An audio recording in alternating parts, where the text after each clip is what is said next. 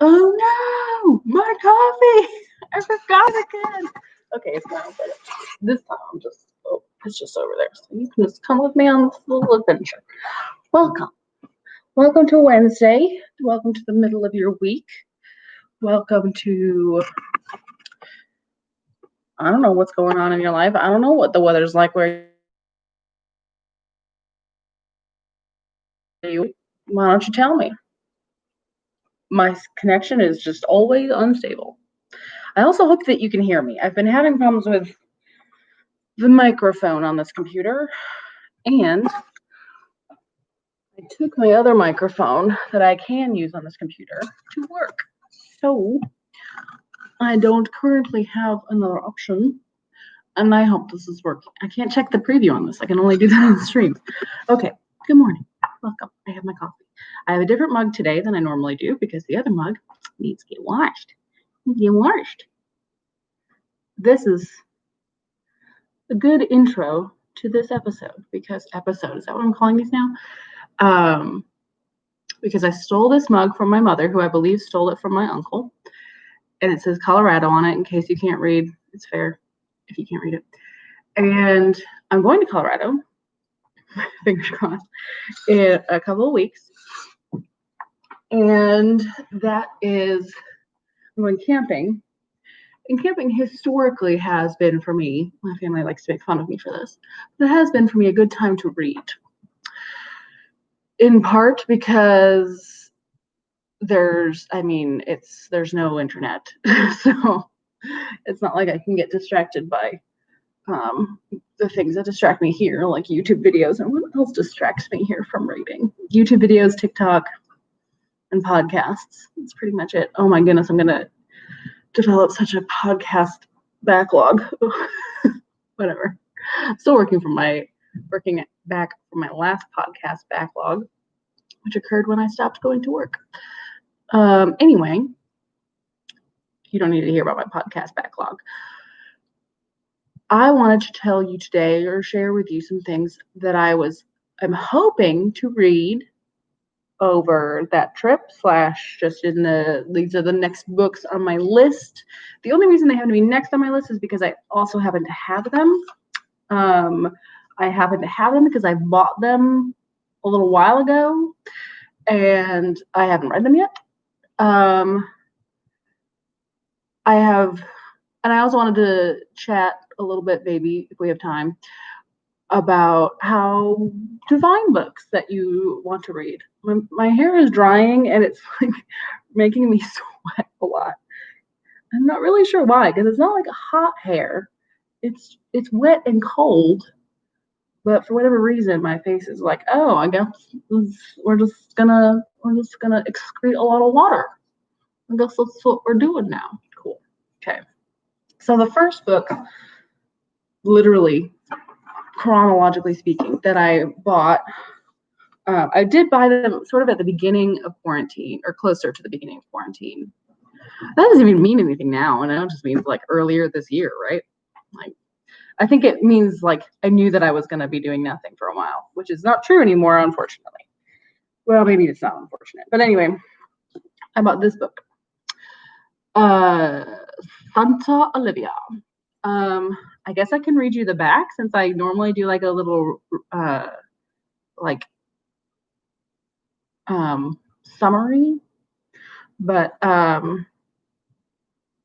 this just, and then I'll tell you how I found it.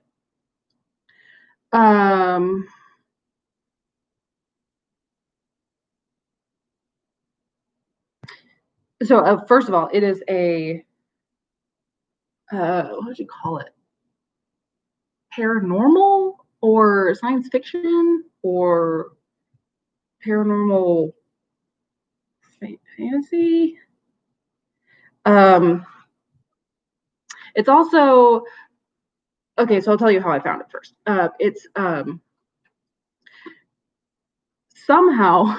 So what I did was, what was I doing? I was reading a romance novel, and I realized that I was just like not at all interested in the love interest, like the romance part of it. I mean, the plot was okay. So I didn't like the couple, basically. I didn't find them interesting to read about, and that's true for a lot of romance novels that you can buy for cheap in paperback form. You know, like the Harlequin romance and that sort of thing. For me, anyway, because a lot of the couples are basically the same. They're your standard. I mean, they're generally white, middle class, or like recently middle class, or like aspiring. Well, no, they're not normally working class. They're usually middle class people. Maybe their parents are working class, but like,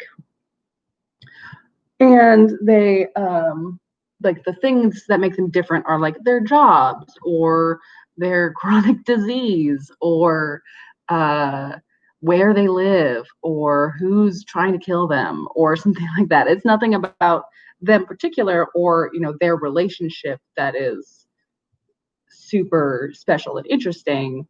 It's just like, in fact, yeah, there's nothing super special or interesting about them, generally speaking. But there is so I was talking to my friends and I was like, I want to read romance novels where I care about the people where I want to, you know, I care about them and I want them to do well. So one person obviously suggested Outlander, so that's what I'm reading. And it's, I mean, they are both white. Middle class is a strong word. But it is, at least it's got the historic element, which is fun for me. But someone said you should really check out lesbian fan fiction, or not fan fiction, romance novels. I mean, lesbian fan fiction is just also available on the internet. I don't have to buy that though. And I was surprised by that because I have this bad association with primarily, I guess, just like all lesbian, gay relationship romance stories because because most of the ones that I've read have been historical, like set in history, and that historically was not a good time to be gay or lesbian, and so those stories do not end happy. So what I did was I googled lesbian romance novels happy ending. That's how you get them.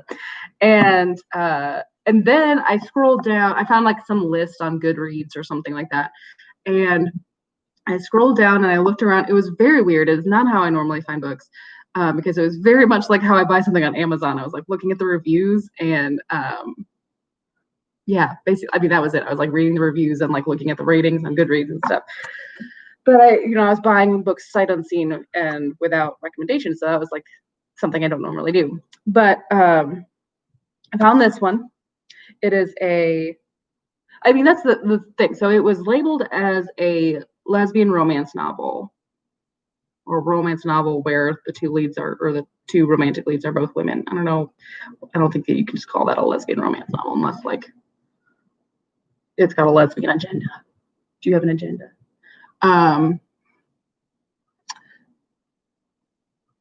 But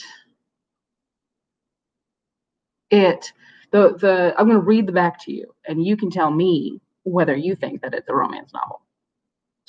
There is no pity in Santa Olivia and no escape. In this isolated military buffer zone between Mexico and the US, the citizens of Santa Olivia are virtually powerless. Then an unlikely heroine is born. She is the daughter of a man genetically manipulated by the government to be a weapon.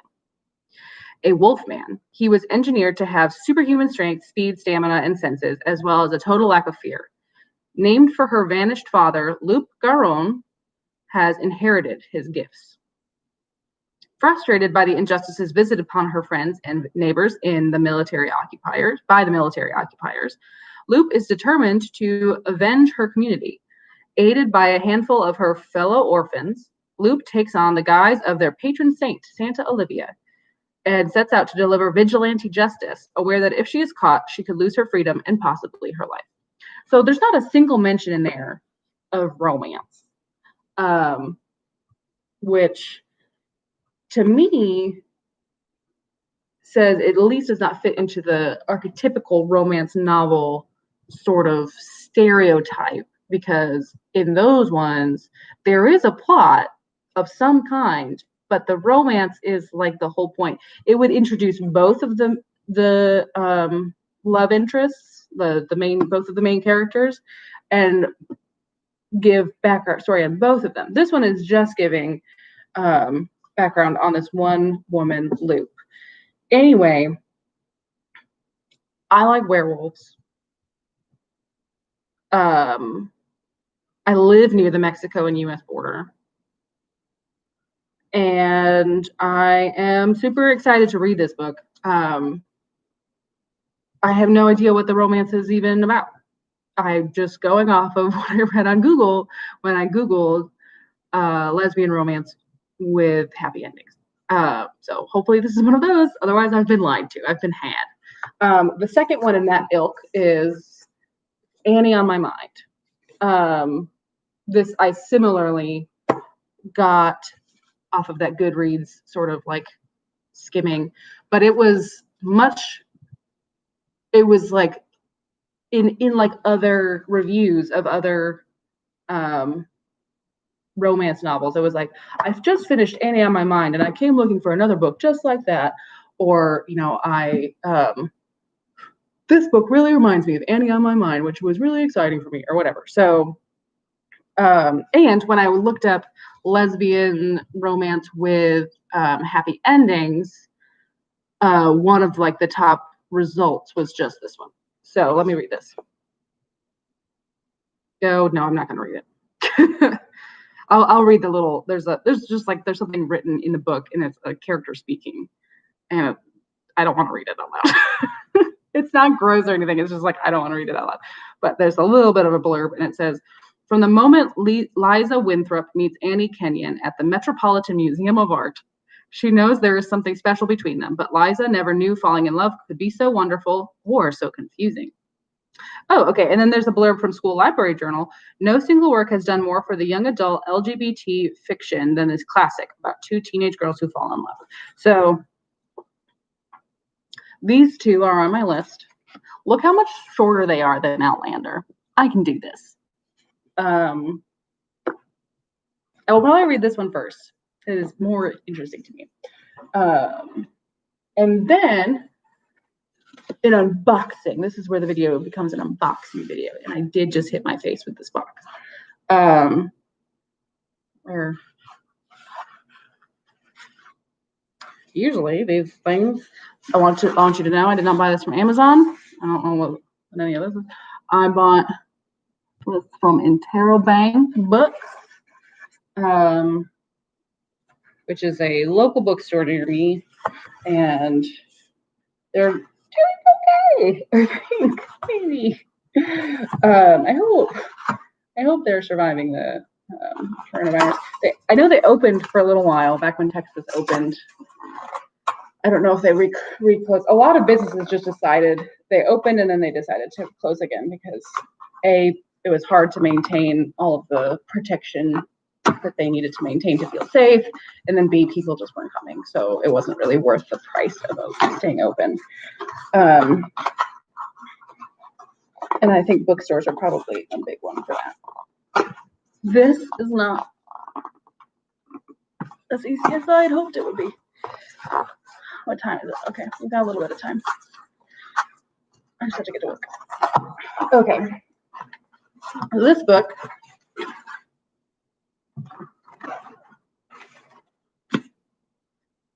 A Beautifully Foolish Endeavor by Hank Green. It is a sequel. Ooh, that's some nice text. Can you see that? How do I make it? You can't. Well, I mean, you sort of see it, but you don't see it nearly as closely as I do. It's shiny. And it's a sequel to his last book, which was an absolutely remarkable thing.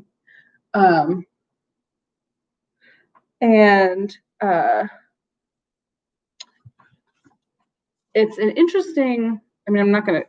It doesn't have the cool stuff on the back. Does it have anything on the inside? It does. So, but I'm sort of worried about spoiling any of the first book for you. But basically, the main character is a young woman named April, and she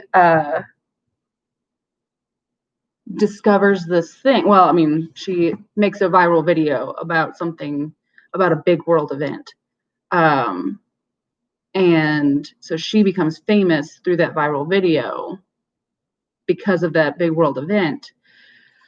And it's hard to tell whether the book is more about what it is like to become famous on the internet or that big world event, which is like a sort of like alien science fiction sort of like invasion. I mean, I don't think it's an invasion, but that's yet to be seen, I suppose.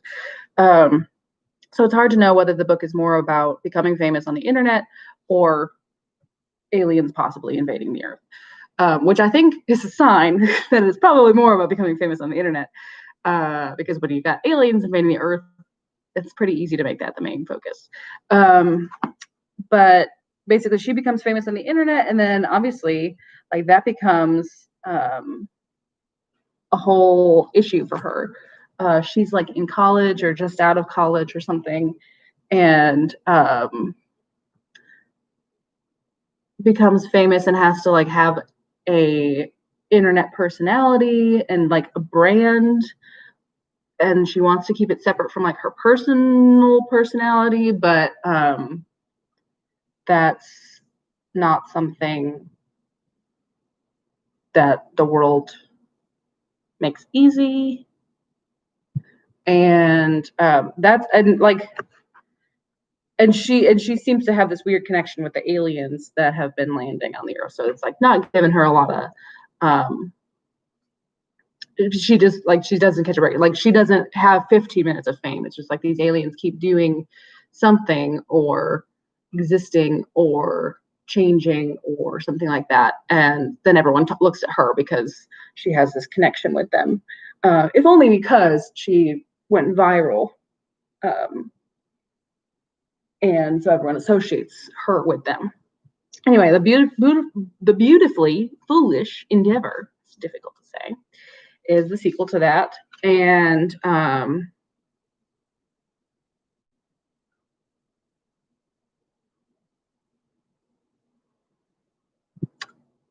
very confused just reading this summary here. I do think I have to go back and read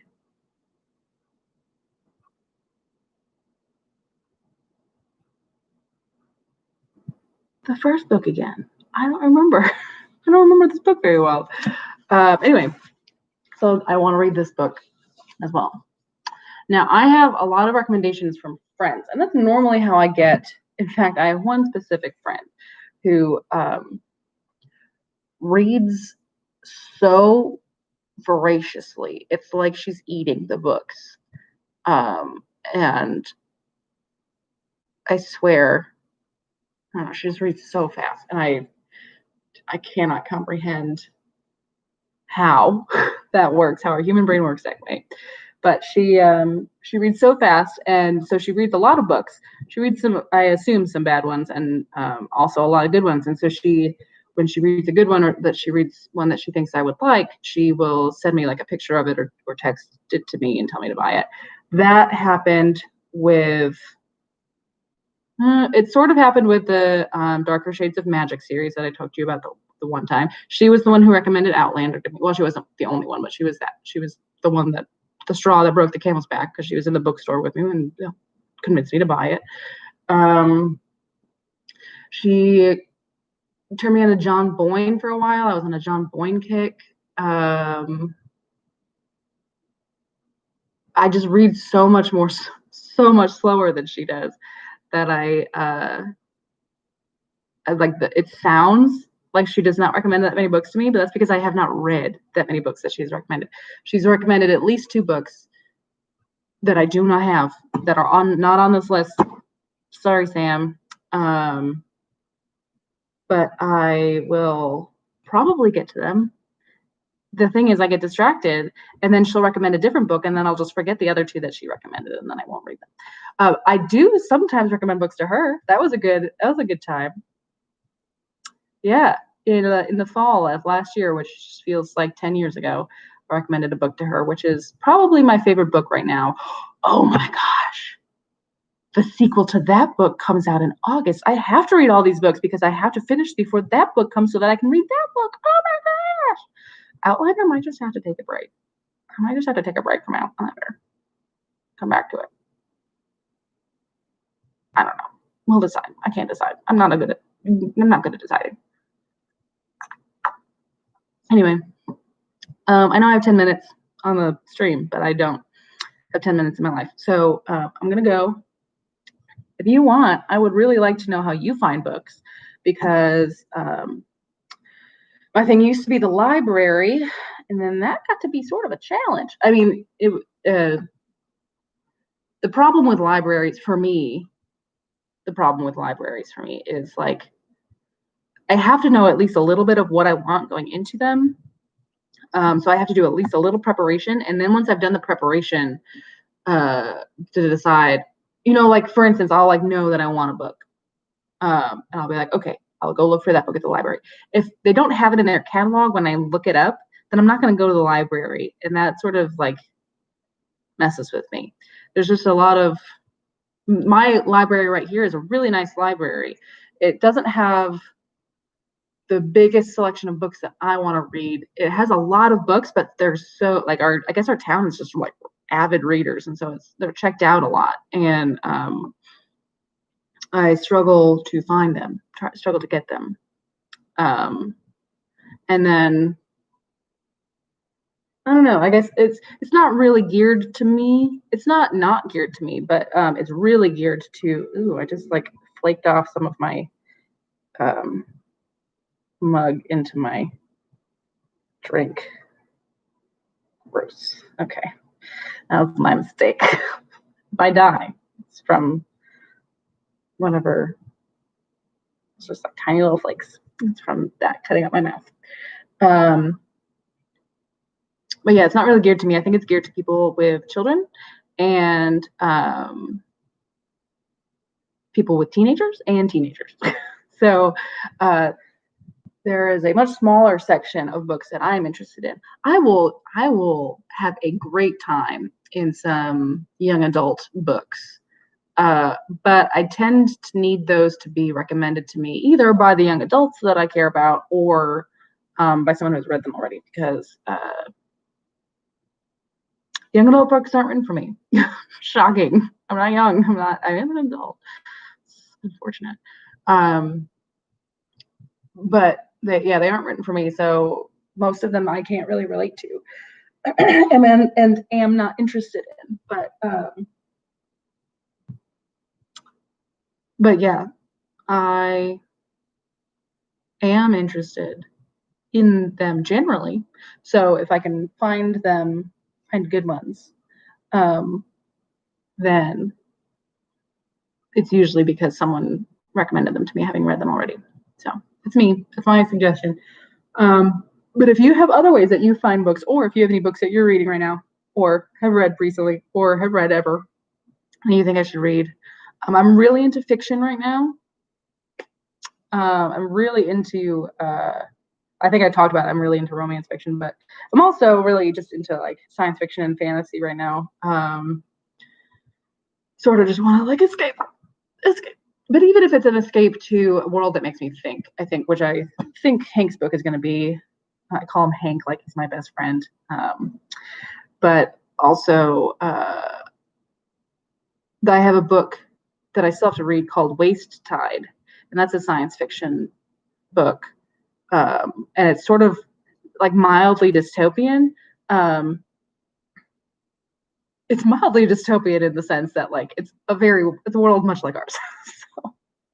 So I don't mind that as long as the problems in that world aren't our problems. I don't want them to be our problems, but the Conjuring of Light, that was our problem. It was a contagion, and it was turning people against each other, and I hated it. So can't read that book. But yeah, as long as the problems in the world are not our problems. I'm happy to think about other things. I'm happy to think about other deep questions and search the world for answers, but just don't really want to live this life and then live it in my books too.